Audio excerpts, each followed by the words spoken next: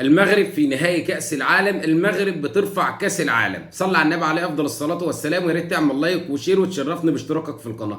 المشهد اللي بتشوفوه معايا ده انا مصممه، او المشهد ده معمول في لعبة. المشهد ده مش حقيقي، ولكن الحلم مش مستحيل وطموحنا عالي جدا وما زال ومكملين. لما لا نشوف فريق المغرب او منتخب المغرب رافع كأس العالم؟ الحلم مش مستحيل، قادرين نكسر الحاجز بتاع الغرب، استحواذهم او ان هم كاس العالم بتاعهم. الفكره اللي عندهم ان مفيش دوله عربيه تقدر تاخد كاس العالم. المغرب بيقدم انجازات كبيره جدا، ان هو في كاس العالم ده الفريق الوحيد اللي طالع لحد دلوقتي ما اتهزمش ولا مباراه. اتعادل مع كرواتيا وغلب كندا وغلب بلجيكا وغلب اسبانيا وهيقابل البرتغال. بجد انا عندي امل في المولى عز وجل ان المغرب هيرفع كاس العالم، ويبقى شرف كبير للعرب، يبقى شرف كبير للعرب، وتبقى حاجة تاريخية كده. ان احنا خلي بالكم والله العظيم ده تبقى حاجة مشرفة لجميع الدول